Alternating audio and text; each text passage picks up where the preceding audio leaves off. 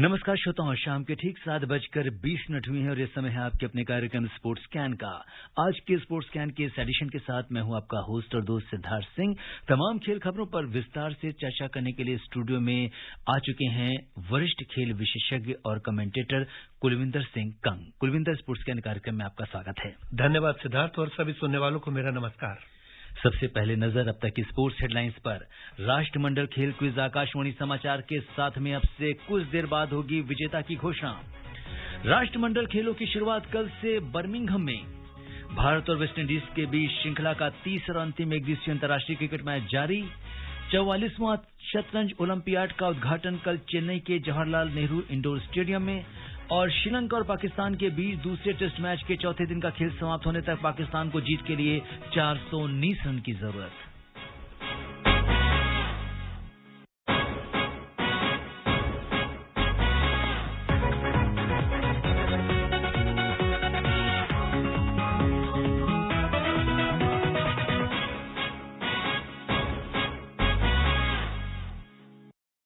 और खेल खबरों की शुरुआत करते हैं राष्ट्रमंडल खेलों से।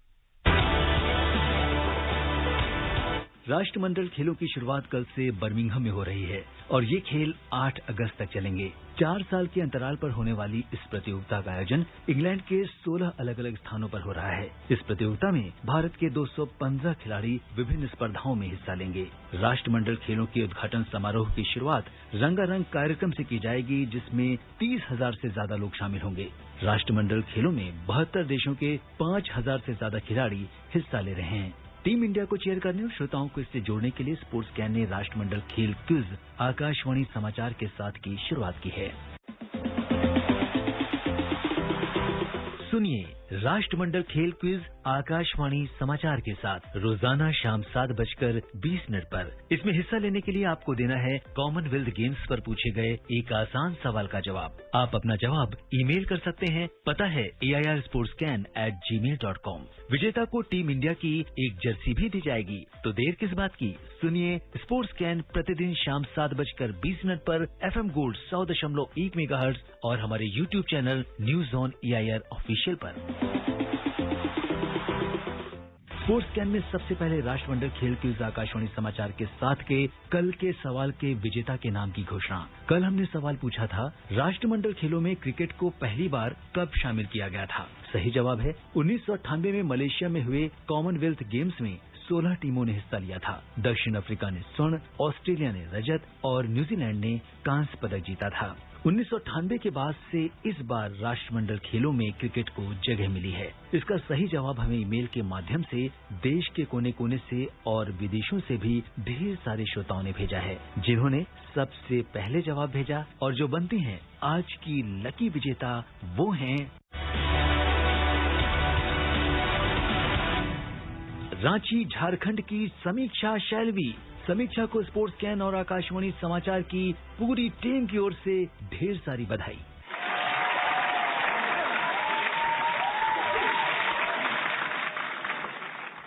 आकाशवाणी समाचार से बातचीत में समीक्षा ने राष्ट्रमंडल खेल क्विज के विजेता बनने पर आकाशवाणी समाचार का आभार व्यक्त किया और खिलाड़ियों को राष्ट्रमंडल खेलों में बेहतर प्रदर्शन के लिए शुभकामनाएं दी।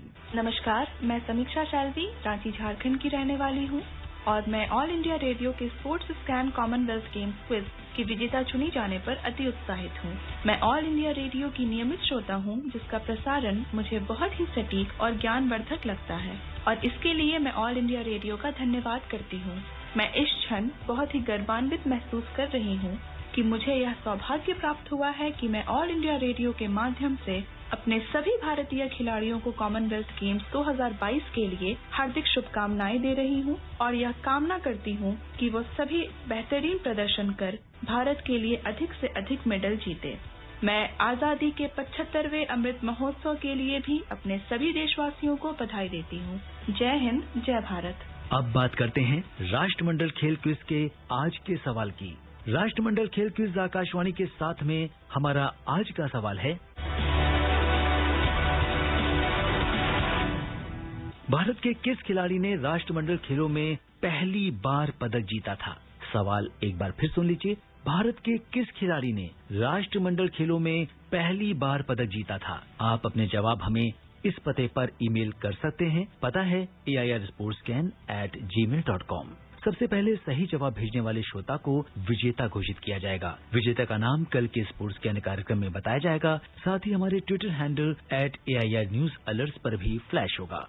आपको ये भी बता दें कि ईमेल पर अपने जवाब के साथ आप हमें अपना नाम, पता और फोन नंबर भी भेजें, जिससे यदि आप इस क्विज के विजेता बनते हैं तो हम आपको आपके पते पर आपकी जर्सी भेज सकें। तो देर न कीजिए और जल्दी से हमारे आज के प्रश्न का जवाब हमें ईमेल करें, क्योंकि सबसे पहले जवाब भेजने वाले ईमेल को ही इनाम दिया जाएगा।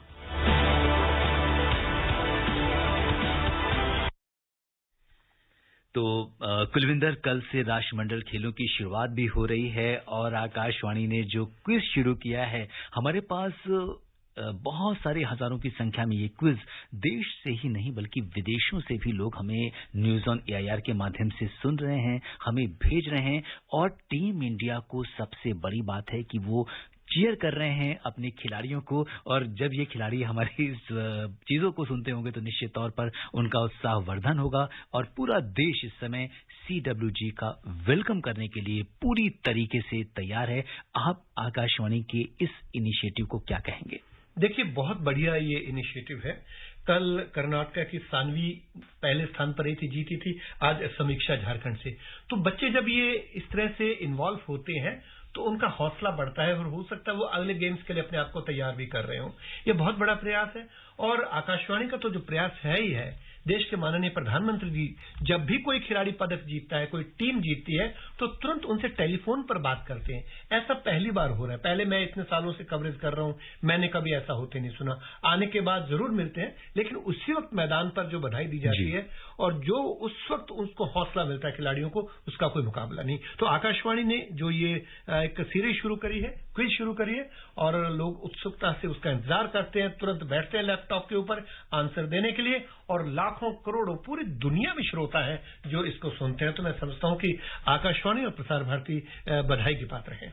बिल्कुल। और कल जो है इसका आगाज हो रहा है राष्ट्रमंडल खेलों का। बहुत ही भव्य कार्यक्रम जो है किया जा रहा है बर्मिंघम में, और जिस तरीके से 72 देशों की 5000 से ज्यादा एथलीट इसमें हिस्सा ले रहे हैं और अपना दमखम दिखाने वाले हैं, किस तरीके से आप भारत की संभावनाएं देखते हैं? देखिए, भारत की संभावनाएं इस बार काफी हैं। सबसे बड़ी बात है कि 2020 के जो टोक्यो ओलंपिक थे वो थोड़ा कोरोना की शेड में रहे और दर्शक भी नहीं थे, लेकिन यहाँ ये पूरी बार दुनिया में एक पहला मल्टी डिसिप्लिन गेम्स है जो कि फुल फ्लेज हो रहे हैं दर्शकों के साथ और हर तरह के मनोरंजन के साथ।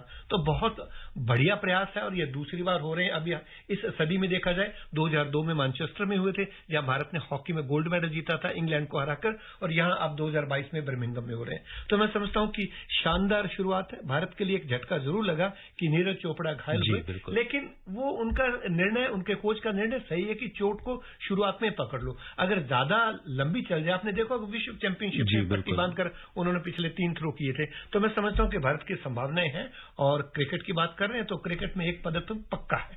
जी बिल्कुल। तो ये तो बात थी, कल इस पर हमारी नजर बनी रहेगी स्पोर्ट्स कैन कार्यक्रम में। हम आपको और हमारे बुलेटिन्स के माध्यम में राष्ट्रमंडल खेलों में भारत के प्रदर्शन पर हम चर्चा करते रहेंगे, आपको ताजा अपडेट्स देते रहेंगे। और अब हम उस सेगमेंट में हैं जहां पर हम बात करते हैं राष्ट्रमंडल खेल विशेष चर्चा की, और आज की चर्चा का विषय है क्रिकेट।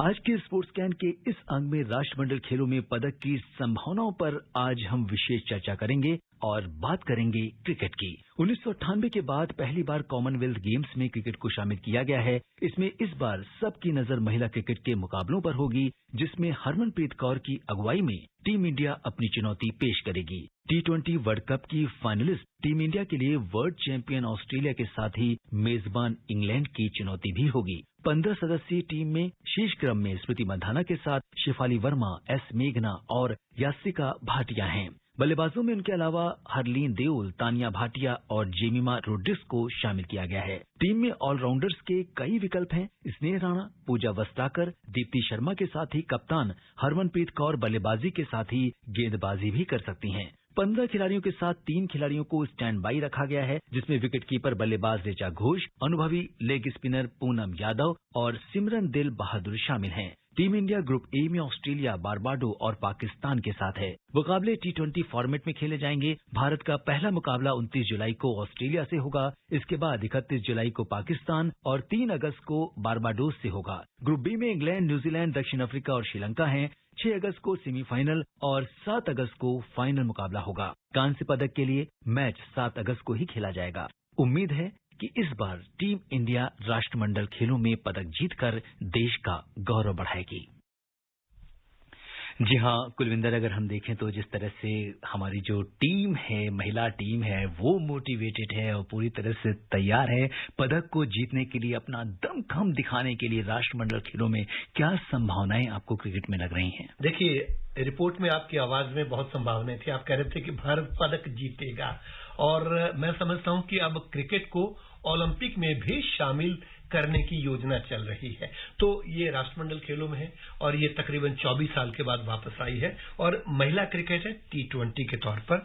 तो मैं समझता हूं कि भारत का पहला लक्ष्य होना चाहिए कि वो सेमीफाइनल में पहुंचे, और आराम से सिर्फ ऑस्ट्रेलिया है जिसको अच्छी तरीके से उसको टक्कर देगी, क्योंकि ऑस्ट्रेलिया नंबर 1 है, और उसके बाद पाकिस्तान के ऊपर भारतीय टीम भारी पड़ेगी, और बारबाडोस आखिरी मुकाबला है जिसमें भारत अपने रन रेट को भी ठीक कर सकता है अगर जरूरत पड़े। तो ये शेड्यूल बहुत सही है। पहले मैच में पता लग जाएगा कि भारत कहां रहता है, पहले स्थान पर, दूसरे पर, सेमीफाइनल में पहुंचता है या नहीं। अगर बात नेट रन रेट पे आ जाती कहीं पाकिस्तान के साथ मिलकर, तो बारबाडोस के साथ उसको बराबर किया जा सकता है। उम्मीद है कि भारत इस बार कोई ना कोई पदक जरूर जीतेगा, पोडियम फिनिश करेगा, और बाकी टीमें भी बहुत तकड़ी हैं। ऑस्ट्रेलिया की जो टीम है, मैग लैनिंग की कप्तानी में, न्यूजीलैंड की सोफी डिवाइन है, साउथ अफ्रीका की सन लस है, हेदर नाइट इंग्लैंड की, सारे अच्छे अच्छे खिलाड़ी हैं। भारत उम्मीद है कि इस बार पदक लेके आएगा। बिल्कुल, भारत की पदक की संभावना क्रिकेट में है। इसी उम्मीद के साथ बढ़ते हैं अगली खबर की ओर।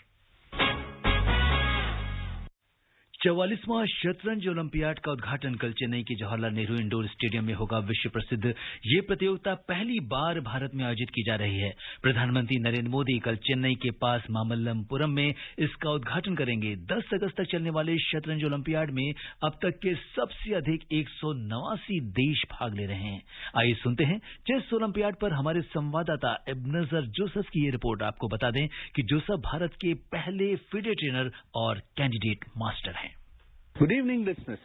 This is Ebenezer bringing you news from the 44th Chess Olympiad to be held at Mamallapuram from 29th July to 4th August 2022.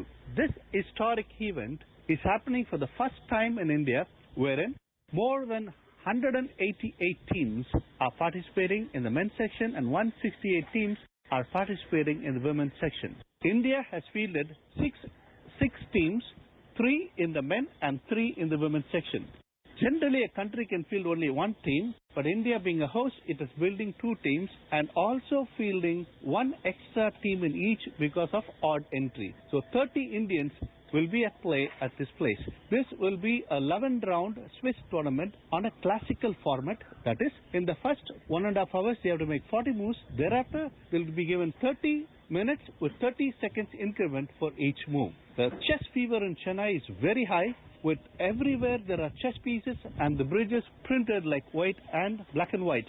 So many players across the world are arriving and the fever is on. The torchlight which has traveled across India has come to Chennai just now. And people are excited, and throughout Tamil Nadu there is a huge fever. Village school at Madurai had a live chess program. And this fever has become so much that every tribal child and children studying in Adi Dravida schools, children studying in government schools are all being engaged, and groups of children are coming from all over Tamil Nadu to witness the Chess Olympiad. So the fever is high. India has got a very good chance. Last time they were joint winners with Russia, and with Russia and China opting out, they are the second seed after the USA team. With the energetic Indian team, with being hosted in Chennai, India has definitely got a great advantage in this wonderful historic event. Just stay with us every day for live updates on the World Chess Olympiad. Thank you.